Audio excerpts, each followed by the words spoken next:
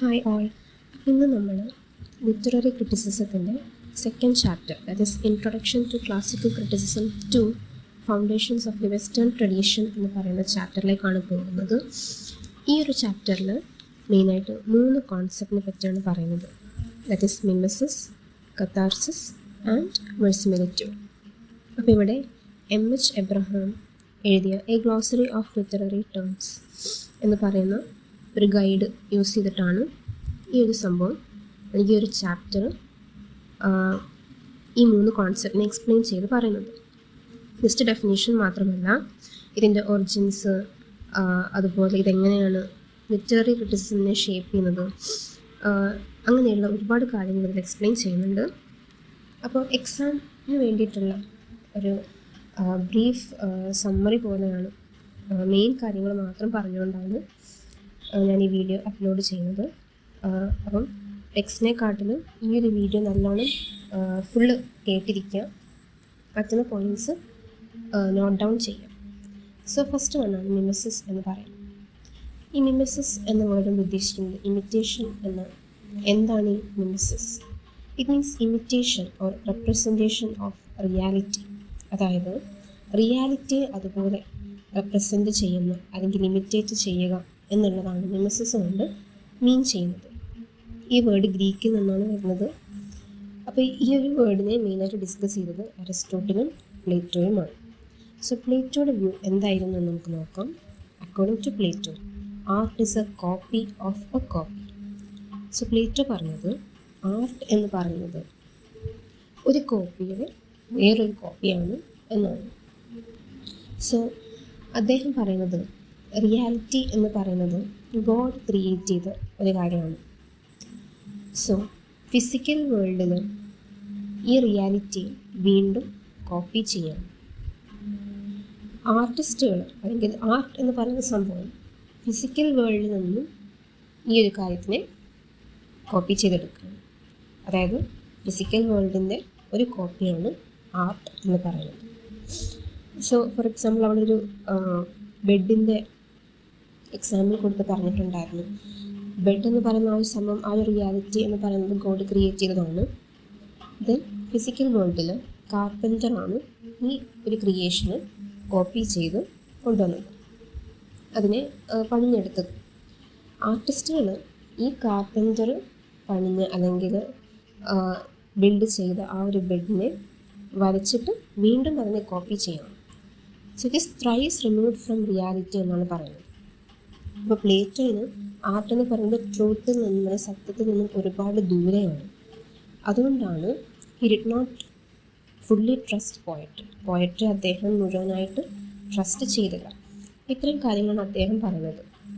അതായത് art is thrice removed from reality. അപ്പോൾ അതിനെ കുറച്ച് എക്സ്പ്ലെയിൻ ചെയ്ത് എക്സാമ്പിൾസ് കൊടുത്തിട്ട് എഴുതാം. Then coming to Aristotle's view. അരിസ്റ്റോട്ടിലിന് ഈ ഒരു കാര്യത്തിൽ വളരെ പോസിറ്റീവായിട്ടുള്ള വ്യൂ ആണ് ഉണ്ടായിരുന്നത്. അദ്ദേഹം പറഞ്ഞത് പോയട്രി എന്ന് പറയുന്നത് ജസ്റ്റ് കോപ്പി മാത്രമല്ല, it represents human actions in a meaning way. Human ആക്ഷൻസിനെ വളരെ മീനിങ് ഫുള്ളായിട്ട് റെപ്രസെൻറ്റ് ചെയ്യുന്ന ഒന്നാണ് പോയട്രി എന്നാണ് അദ്ദേഹം പറഞ്ഞത്. സോ അരിസ്റ്റോട്ടിലിന് പോയട്രി എന്ന് പറയുന്നത് യൂണിവേഴ്സൽ ട്രൂത്ത്സിനെ കാണിക്കുക എന്നുള്ളതാണ്. യൂണിവേഴ്സലായിട്ടുള്ള സത്യങ്ങളെ പോയട്രിയിലൂടെ പുറത്ത് കാണിക്കുക എന്നാണ് അദ്ദേഹം പറഞ്ഞത്. So it represents life through language. അദ്ദേഹം പറഞ്ഞത് ഭാഷയിലൂടെ, ലാംഗ്വേജിലൂടെ ലൈഫിനെ റെപ്രസെൻറ്റ് ചെയ്യാണ് ശരിക്കും പോയട്രി എന്ന് പറയുന്നത്. It helps us understand human nature. അപ്പോൾ ഹ്യൂമൻ നേച്ചറിനെ നല്ലോണം മനസ്സിലാക്കാനായിട്ടിത് സഹായിക്കുമെന്നാണ് അദ്ദേഹം പറഞ്ഞത്. ഫോർ എക്സാമ്പിൾ പറയാനാണെങ്കിൽ, a tragedy does not just copy a sad event. അല്ലേ, ഒരു സാഡ് ഈവൻറ്റിനെ ഒരു ട്രാജഡി ജസ്റ്റ് അങ്ങോട്ട് കോപ്പി ചെയ്യാല്ല. ഇത് കാണിക്കുന്നത് എങ്ങനെയാണ് മനുഷ്യന്മാർ ആക്ട് ചെയ്യുന്നത്, അല്ലെങ്കിൽ എങ്ങനെയാണ് അവർ മിസ്റ്റേക്സ് വരുത്തുന്നത്, അല്ലെങ്കിൽ എങ്ങനെയാണ് അവർ കോൺസിക്വൻസസ് ഫേസ് ചെയ്യുന്നത്. അപ്പോൾ ഇങ്ങനെയുള്ള എല്ലാ കാര്യങ്ങളും ഒരു ട്രാജഡി കാണിക്കുന്നുണ്ട്. സോ ഒരു കൺക്ലൂഷൻ പോലെ പറയാനാണെങ്കിൽ പ്ലേറ്റോ മിമെസിസിനെ കുറച്ച് ഡേഞ്ചറസ് ആയിട്ടാണ് കണ്ടത്, അല്ലെങ്കിൽ ഡേഞ്ചറസ് കോപ്പി ആയിട്ടാണ് കണ്ടത്. അരിസ്റ്റോട്ടിൽ അതേസമയം ഇതിനൊരു മീനിങ് റെപ്രസെൻറ്റേഷനായിട്ടാണ് കണ്ടിരുന്നത്. ഇനി ലേറ്റർ ഡെവലപ്മെൻറ്റ്സിലേക്ക് പോകണമെങ്കിൽ ഒരു റിനൈസൻസ് അല്ലെങ്കിൽ റിയലിസം പീരീഡിലേക്ക് ആ ടൈമിൽ ഈ റൈറ്റേഴ്സ് വിശ്വസിച്ചത് എന്താണെന്ന് വെച്ചാൽ ലിറ്ററേച്ചർ എന്ന് പറയുന്ന ഒരു സംഭവം റിയൽ ലൈഫിനെ റിഫ്ലക്റ്റ് ചെയ്യണം എന്നായിരുന്നു. അപ്പോൾ 19th സെഞ്ച്വറിയിൽ റിയലിസ്റ്റ് റൈറ്റേഴ്സായ ഗുസ്റ്റേവ് ഫ്ലോബർട്ടും ലിയോ ടോൾസ്റ്റോയ് ഇങ്ങനെയൊക്കെയുള്ള ആൾക്കാർ എന്ത് ചെയ്തു, ലൈഫിനെ അതുപോലെ തന്നെ എടുത്തു കാണിക്കാനായിട്ട് ശ്രമിച്ചു.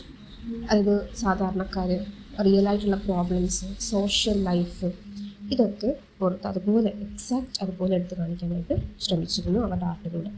അപ്പോൾ മിമസിസ് റിയലിസവുമായിട്ട് വളരെ കണക്റ്റഡ് ആവാനായിട്ട് തുടങ്ങി. അപ്പോൾ ഇത്രയും കാര്യങ്ങളാണ് മിമസിസിൽ പറയാനായിട്ടുള്ളത്. നെക്സ്റ്റ് വരുന്നതാണ് കത്താർസിസ്. കത്താർസിസിൻ്റെ ഒരു മീനിങ് എന്ന് പറയുന്നത് ഇമോഷണൽ പ്യൂരിഫിക്കേഷൻ എന്നാണ്. അപ്പോൾ ഇത് എവിടെ നിന്നാണ് വരുന്നതെന്ന് ചോദിച്ചാൽ അരിസ്റ്റോട്ടലിൻ്റെ പോയറ്റിക്സ് എന്ന് പറയുന്ന വർക്കിലൂടെയാണ് ഇത് വരുന്നത്. അപ്പോൾ എന്താണ് ഈ catharsis? It means purification or cleansing of emotions. ഒരു ഇമോഷണൽ പ്യൂരിഫിക്കേഷൻ ആണെന്ന് വേണമെങ്കിൽ പറയാം. അദ്ദേഹം ട്രാജഡി ഡിഫൈൻ ചെയ്തത് an imitation of a serious action which through pity and fear produces catharsis. അദ്ദേഹം പറഞ്ഞത് ഒരു സീരിയസ് ആക്ഷൻ്റെ ഇമിറ്റേഷനാണ് ട്രാജഡി എന്നാണ്. സോ ട്രാജഡി വരുന്ന സമയത്ത് അത് ഓഡിയൻസിന് പിറ്റി ആൻഡ് ഫിയർ എന്ന് പറയുന്ന ഇമോഷൻസ് പ്രൊഡ്യൂസ് ആവുന്നുണ്ട്. ഇതിനെയാണ് കത്താർസിസ് എന്ന് പറയുന്നത്. ഇതിലൂടെ ഈ ഒരു പ്രോസസ്സിലൂടെ അവർക്ക് ഇമോഷണൽ പ്യൂരിഫിക്കേഷൻ ലഭിക്കണം. സോ നമ്മൾ ഇപ്പം എക്സാമ്പിൾ പറയുകയാണെങ്കിൽ നമ്മളിപ്പോൾ ഒരു ട്രാജഡി കാണുകയാണെങ്കിൽ നമുക്ക് ആ ഒരു ഹീറോയിന് വേണ്ടിയിട്ട് നമുക്കൊരു പിറ്റി ഫീലിംഗ് തോന്നും.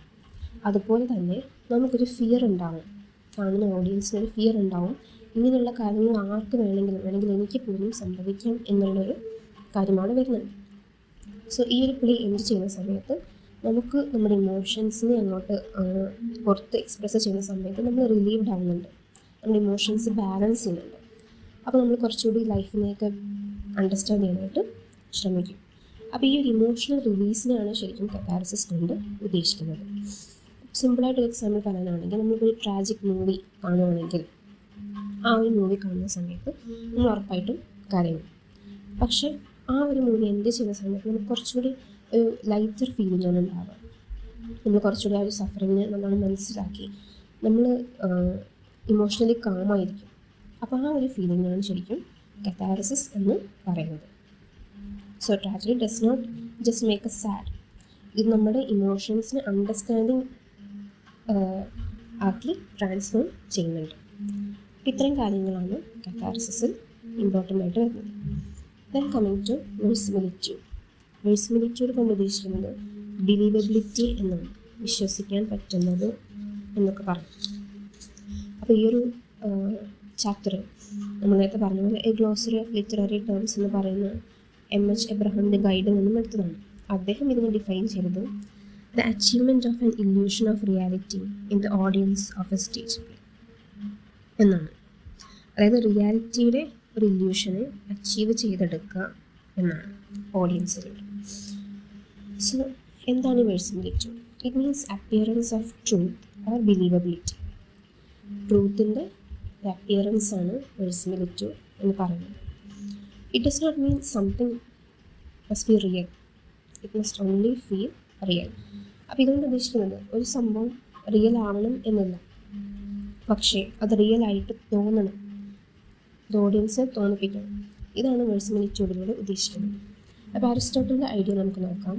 അദ്ദേഹം പറഞ്ഞത് art should show what is probable or necessary.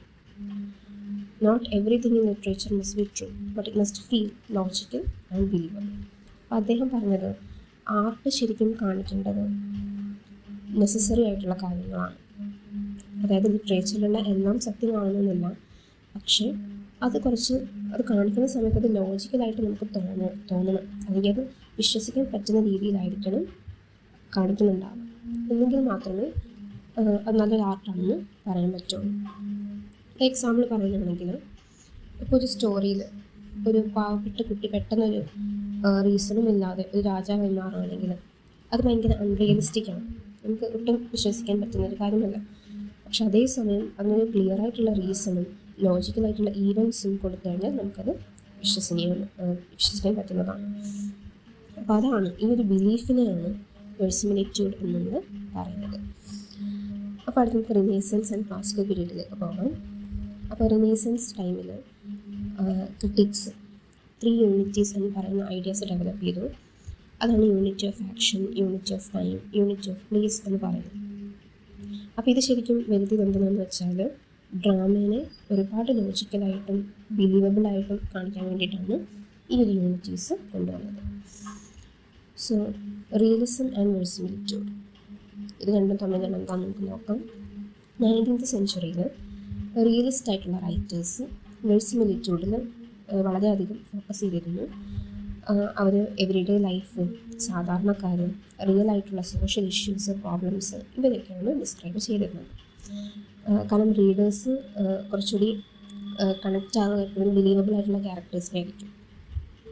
Then modernism reaction 20th century വന്ന സമയത്ത്, നമ്മൾ ആദ്യം പറഞ്ഞത് 19th സെഞ്ച്വറി ആയിരുന്നു. പിന്നെ 20th സെഞ്ച്വറി വന്ന സമയത്ത് മോഡേണിസ്റ്റ് ആയിട്ടുള്ള writers, Virginia Woolf, James Joyce എന്ന് പറയുന്ന ആൾക്കാരൊക്കെ അവർക്ക് റിയാലിറ്റിനെ വെറുതെ അങ്ങോട്ട് കോപ്പി ചെയ്യാറുന്നില്ല വേണ്ടിയിരുന്നത്. പകരം അവർക്ക് stream of consciousness, inner thoughts, അതായത് അവർ കൂടുതലും ഇന്നർ ഫീലിങ്സിനും അല്ലെങ്കിൽ അകത്ത് നടക്കുന്ന ചിന്തകൾ, സൈക്കോളജിക്കലായിട്ടുള്ള റിയാലിറ്റി ഇതിനൊക്കെയാണ് ഇമ്പോർട്ടൻസ് കൊടുത്തിരുന്നത്. സോ ലിറ്ററേച്ചർ ഈ സമയത്ത് എക്സ്റ്റേണൽ റിയാലിറ്റിയിൽ നിന്നും ഇൻറ്റേർണൽ റിയാലിറ്റിയിലേക്ക് നീങ്ങുകയാണ് ചെയ്തത്. സോ ഇത്രയും കാര്യങ്ങളാണ് ഈ ഒരു ചാപ്റ്ററിൽ മെയിനായിട്ട് അല്ലെങ്കിൽ ഇമ്പോർട്ടൻ്റ് ആയിട്ട് പറയുന്നത്. സോ ഫൈനലി നമുക്ക് പറയുകയാണെങ്കിൽ മിമെസിസ് എക്സ്പ്ലെയിൻ ചെയ്യുന്നത് എന്താണ്, ലിറ്ററേച്ചർ എങ്ങനെയാണ് ലൈഫിനെ റെപ്രസെൻറ്റ് ചെയ്യുന്നത് എന്നാണ്. കഥാർസിസ് എക്സ്പ്ലെയിൻ ചെയ്യുന്നത് ട്രാജഡി എങ്ങനെയാണ് നമ്മുടെ ഇമോഷൻസിനെ അഫക്റ്റ് ചെയ്യുന്നത് എന്നാണ്. പിന്നെ വെഴ്സിമിലിറ്റ്യൂഡ് എക്സ്പ്ലെയിൻ ചെയ്യുന്നത് എങ്ങനെയാണ് ലിറ്ററേച്ചറിനെ ബിലീവബിളായിട്ട് തോന്നിപ്പിക്കുന്നത് എന്നാണ്. അപ്പോൾ ഈ ഒരു എല്ലാ കോൺസെപ്റ്റ്സും അരിസ്റ്റോട്ടിലിൻ്റെ ലിറ്റററി തിയറിയുമായി കണക്റ്റഡ് ആണ്. ഇന്നും അത് ലിറ്ററേച്ചറിനെ ഇൻഫ്ലുവൻസ് ചെയ്യുന്നുണ്ട് എന്നുള്ളതാണ്. അപ്പോൾ ഈ ഒരു കാര്യം കൊണ്ടാണ് ഞാൻ ഈ ഒരു വീഡിയോ സ്കിപ്പ് ചെയ്യരുത് എന്ന് പറഞ്ഞത്. കാരണം അത്രയും ഇമ്പോർട്ടൻ്റ് ആയിട്ടുള്ള കാര്യമാണ് ഇത്രയും നേരം പറഞ്ഞു പോയിരിക്കുന്നത്. എല്ലാ ടോപ്പിക്സും കവർ ചെയ്തിട്ടുണ്ട്. മെയിനായിട്ട് വേണ്ട എല്ലാ കാര്യങ്ങളും ഇതിൽ പറഞ്ഞു പോയിട്ടുണ്ട്. സോ ഇനി അടുത്ത ചാപ്റ്റർ അടുത്ത വീഡിയോയിൽ എക്സ്പ്ലെയിൻ ചെയ്യുന്നതായിരിക്കും. Thank you.